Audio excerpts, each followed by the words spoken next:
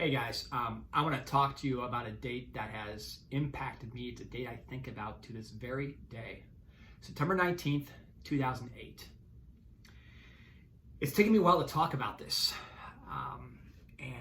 This was the day that I was carried into a car by two Libyans and a Palestinian.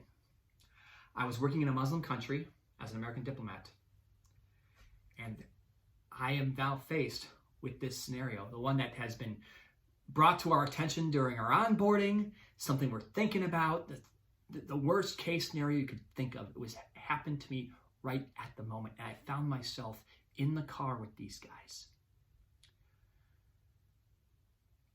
driving erratically. I was scared out of my mind. How was I going to get out of this?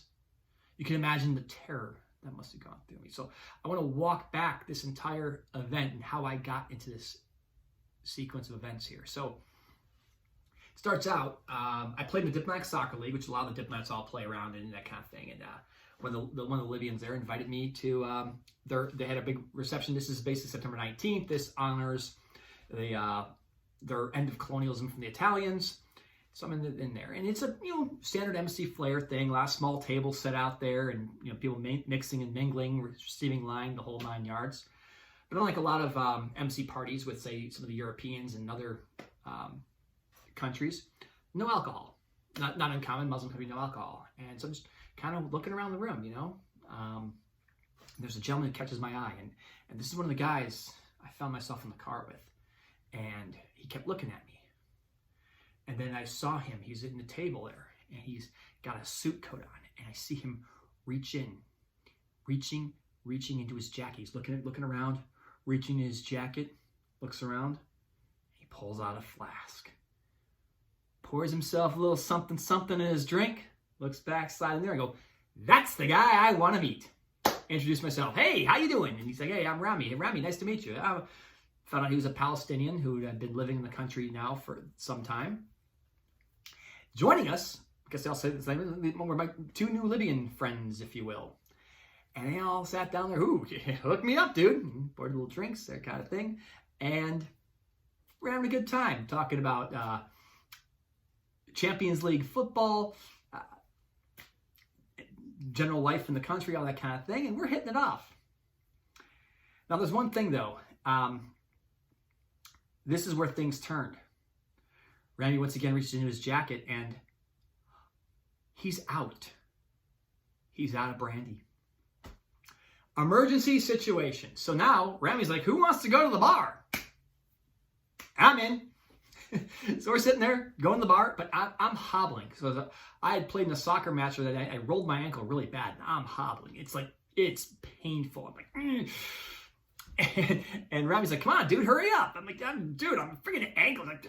So Rami and Saad grab me under my arm. They start carrying. "Here, we'll carry you." So they're carrying me out, And okay, where are we going? My car's right over here. So Rami's guiding us to his car. He's got this nice Mercedes, and unlocks the door. They carry me into the car, put me in there, make sure I'm comfortable. Like, okay, cool. Like, we got any Motrin? Of course, no one's got any Motrin. My ankle's just throbbing with pain right now. Thought we're gonna drive, and so no, I was not kidnapped, as maybe the story might have been alluding to. But I was terrified in the car. Why? Because Rami can't drive worth a fuck.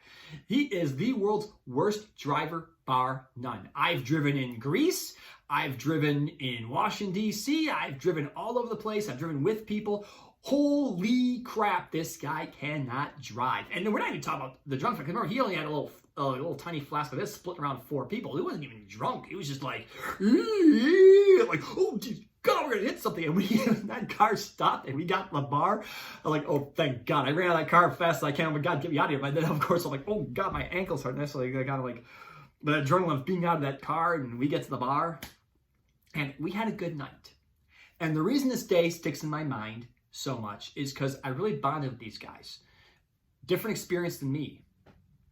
The Palestinian, he just a guy who's, he started forming his own business, but he started off just doing day labor jobs and, started getting his feet and then started his own business. One of the Libyan guys, he was in the oil industry, real shock. The other gentleman was his son, who was studying to be an engineer. And, you know, you really realize how much we are the same. When you look at these people, different backgrounds, they were Muslim,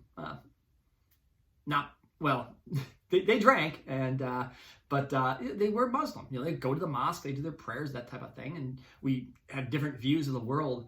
But here we are, bonding as people, as human beings, sharing experience, sharing good times. And this is one of the lessons I've learned is just how much alike we are and how much as people we can get along. Governments, obviously it's a different story. Governments have their different interests, but as people on a personal level. You know, when I was growing up in the 1980s, you know, Libyans were the bad guys. We were bombing Libya. Gaddafi duck, we used to call him. And, you know, Reagan, Gaddafi coming out his rubber raft. The United States Navy, I dare you to cross my line of death. You know, he was the sort of the bin Laden of my childhood, if you will. And here I am, talking to a Libyan. Libyans, they were portrayed as terrorists in the movie Back to the Future. And here I was, talking with two Libyans. Great people. And, you know, their dreams and goals were the same as mine, same as people I know back in America. And around me, the Palestinians, same thing. You know, again, we have these different views of people and who they are. And yes, certain people do fall into certain categories, but these gentlemen here that I met are friendships I still value to this day. And we stay in touch and talk about the same things. Obviously, it's 2020. We haven't been able to see each other in a while, but they're family men. They're good people. And we always tend to look at suspicion of other people. When people are different from us, we look at them and we think, oh God, it's different. Who is this person? You know, and we are the same. And I see just in our country right now, you know, red versus blue, and how we're breaking contact. We're not even friends with each other. And here I am having drinks with two Libyans and a Palestinian. And if I can sit there and have some drinks and have great conversations and maintain friendships with two Libyans and a Palestinian, you know, I think maybe we can build some friendships together where we have divide right here in this country. And we need to heal the divide. The holidays are coming up there, and people have ruined friendships. They've ruined family relationships. Over what? Politics? We have more in common than we think. Let's value those relationships. And I encourage you, let's talk to people with different perspectives. The more you do that, the more you realize just how much we are alike. Hey, thanks for watching. Take care.